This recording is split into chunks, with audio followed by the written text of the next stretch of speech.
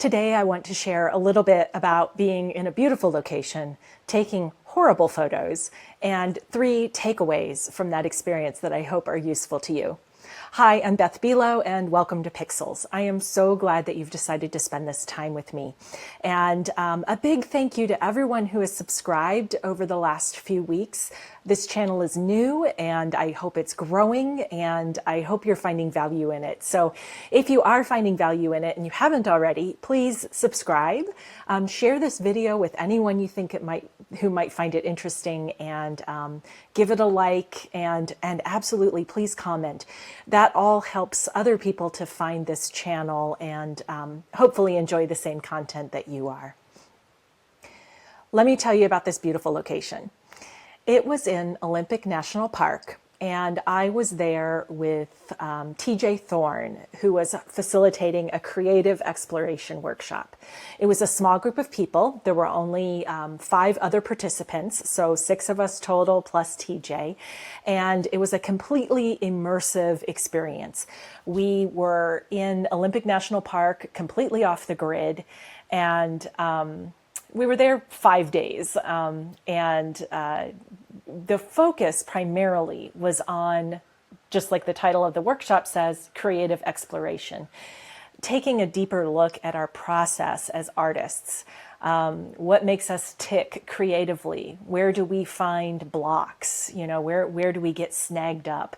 And how can we stretch ourselves past our default approach to photography? And so there were, 3 elements of this experience for me that are important to share at the top. One was that it was camping. I haven't been camping since I was about 5 years old. And so it might as well have been a new experience. And that was interesting in itself. It had its ups and it had its downs, but it was definitely part of that immersion experience, being surrounded by just wilderness and forests and the river. And that leads to the second piece of this, for some context, which was, like I said, it was completely off the grid. So there was no checking in with email or on YouTube or Instagram or anything like that. Couldn't make phone calls. I think somebody had a satellite phone, so we were covered in emergencies. But our purpose there was to disconnect. So we were off grid, we were camping, and the other element that was different for me was we were in woodlands. I don't consider myself a nature photographer per se. I'm a photographer who sometimes, maybe even often, points my camera at nature and tries my best to show my relationship to it and to try to tell a story about what I'm experiencing. But particularly woodland photography has always intimidated me a bit. It strikes me as rather chaotic. I don't have as much control over the elements as I do even when I'm in a garden, like a botanical garden that's manicured and curated. There's something wild about the forest and its lack of organization that I found a bit overwhelming. Even as I was driving into the park, I'd been in the Pacific Northwest before, obviously. I lived in Tacoma, Washington for 10 years and had spent some time in some dense forests. But this was the most I had spent in one. And as I was driving in and the deeper I got into the park, the more this series of posters came up that an illustrator created of national parks, where she pulled lines from 1-star Yelp reviews. So it might be, Death Valley, and it would say it was way too hot, or, too much sand. And I was imagining the poster in my mind, too much green, for Olympic National Park. So that was a new experience of really being in an environment where that was the focus. So those are 3 things that are good to know as I share a little bit more about what the experience was like and what I took away from it. As I mentioned before, the focus was really on the creative process. where we, what do we do from the moment we take our cameras out of the bag to when we put it away to when we sit in front of the computer and everything in between. And it was interesting to me to notice my defaults in my process. And one of them is to, especially when it's a scene that I'm not familiar with, is to approach it in a very cliche, simplistic manner. To take the obvious photos first, just to kind of get that out of the way. I mean, I remember thinking at one point, it's like, I have to take a whole bunch of bad photos just to get that, kind of clear the air and get that out of the way. And I really noticed that during this workshop, when all the other distractions are removed. That's where I go to, is the obvious and the cliche. And at first, because this was supposed to be a creative exploration workshop where we're really stretching and trying new things, I kind of felt a little bad at first, or like I was failing in some way because I was going for those obvious photos. And kind of staying in my comfort zone. But then I learned, that it just to stick with it and keep going and not put too much pressure on myself, especially when I'm in an environment that is unfamiliar and uncomfortable in lots of ways.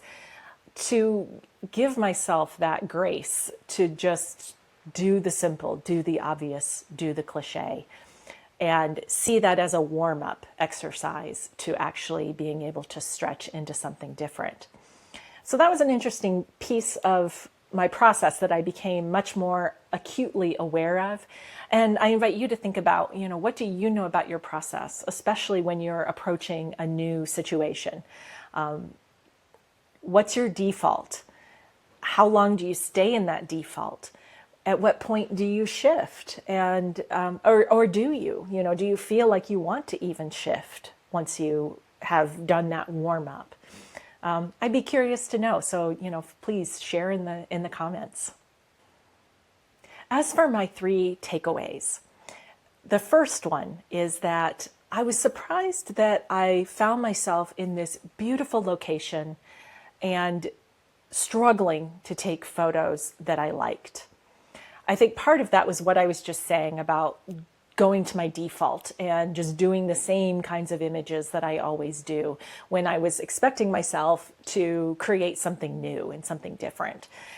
I started to think, maybe woodland photography is not my cup of tea.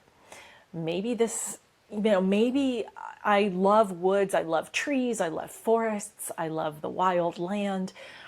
But maybe I don't necessarily need to point my camera at it with the goal of making something beautiful, or being in a relationship with it to the extent that I really get to know it and find the order in the chaos, find the ways that nature organizes itself naturally. Maybe that's not my wheelhouse, and maybe that's okay.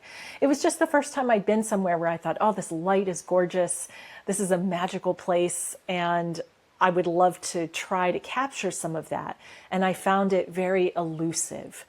And like I said, I'm not ready to give up on woodland photography, because I do like a challenge, and I think it would be interesting to try to keep pushing myself. And I did get some coaching around, how to approach a tree. TJ walked with me through the woods, and when I got to something where I was like, ooh, okay, something is here, we would stop and kind of talk through what was I noticing, what was drawing me to that scene, and what are some possible compositional approaches or creative approaches to capturing what was in my imagination. So just having a taste of that tells me that I want to keep trying. But just this idea that, I could be around something beautiful and not necessarily feel compelled to push myself to get a photo, that was kind of a new sensation, and something I'll be sitting with and thinking about for a while. The second takeaway was more of a reminder remember I said that when I was driving in, I was like, it's too green. After a few days, this might sound like sacrilege to some people, but I started feeling like all that green was kind of oppressive. Like my eyes were just craving some variety in color and in environment. If we saw like a little berry or some red on a fern that was decaying, I felt drawn to it. And I was thinking back to a moment at an out of Chicago botanical conference back in 2021. And Sarah Marino was giving us some coaching in one of the gardens at Chicago Botanic. And she said something like, don't just go towards the color. You're not bees looking to pollinate. And that has always stuck with me, that it's not just about the color. When I was in that environment where everything was green, what helped me, especially when I was feeling overwhelmed by it, was to set my camera to monochrome and to just strip away all of that color so that all I saw was line and form and shadow and texture. That helped tremendously. And of course, if you're got your camera set to capturing raw, you have the choice of color or black and white when you get back into your processing. But being able to just look through the viewfinder and see black and white in the field helped to strip away the green as a distractor and as something that sort of flattened things for me and helped me to see the environment in a refreshed way. So that's something I knew in the back of my mind but had forgotten until we were there. And as it turns out, I think a number of my fellow workshop participants also had their cameras set on monochrome for quite a bit of the time. I don't know if it was for the same reasons as mine, but it was something that we all seemed to fall into doing over the course of the workshop. The third takeaway is a phrase that TJ used when he was giving us a little bit of guidance on how to approach the woods. And he said, think of it as gathering ingredients. You're gathering pieces of your scene, of what you're imagining, and being able to put them together later.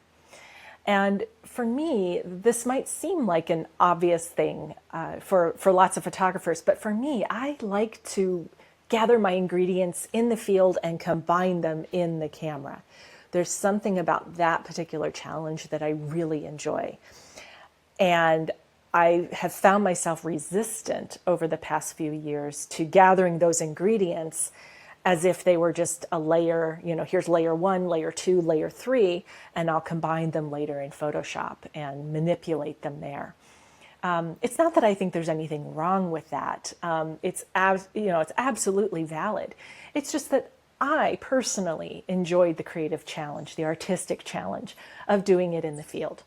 So with TJ inviting us to just gather ingredients, I felt like that my grip on in-camera work loosening just a little bit.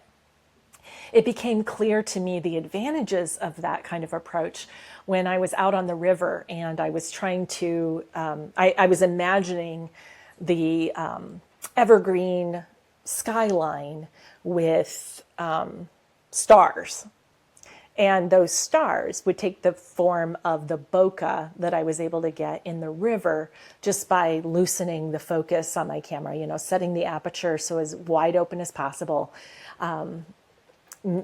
increasing my shutter speed to compensate for the openness on the bright day, and then capturing some bokeh, and then, of course, in camera, layering it with the skyline. And capturing that bokeh proved to be challenging because it's dynamic. It's not like a fixed string of lights that you can just do out of focus and get some sort of pleasing distribution of globes of light. The river is constantly moving. It's shifting. It doesn't cooperate in dispersing the bokeh in a pleasing way. And so I ended up with lots of hot spots and clumps of bokeh here and then maybe one or two over here. So I focused on, okay, gather ingredients, try to get some bokeh that is maybe even from a different source, and later combine that in Photoshop with that skyline that I was imagining. And what turned out, the way I was able to realize that vision, I did get a couple that I liked in the field in camera. But the day after the workshop, I took a day trip to Seattle, and there I found some like white twinkle lights around a tree, and I took some bokeh there. And then later I combined that bokeh with the tree line, and I got the image that I wanted. What it helped me to realize is that, yeah, it really doesn't matter whether it was in Field or in Photoshop. Being able to use Photoshop in that way is just using all of the tools available to us. If I cut myself off from that possibility, I'm also cutting myself off from a plethora of creative expression opportunities. Now, that said, it also helped me to clarify that there are times when I do want to do something in camera, that creating those multiple exposures is part of the story of that moment. I'm thinking about an image that I saw Matt Payne share on Instagram that was of a dancer. And the image had four images, four portraits of the dancer. In the first one, she was, posed standing still. In the middle two, she was twirling and moving like a dancer would. And then in the final one, she was still again, as if it was at the end of the movement that she made. And I'm pretty sure that Matt said that he created that in camera. Because, to me, being able to do that in camera is part of the story. Like, it's happening in the moment. I'm not combining something that happened 10 minutes ago with something that happened 30 minutes ago, or days or even weeks or months or years apart. The motion is in the moment, and so the capture is in the moment. So to me, being able to do that kind of thing in camera is part of the story of that image.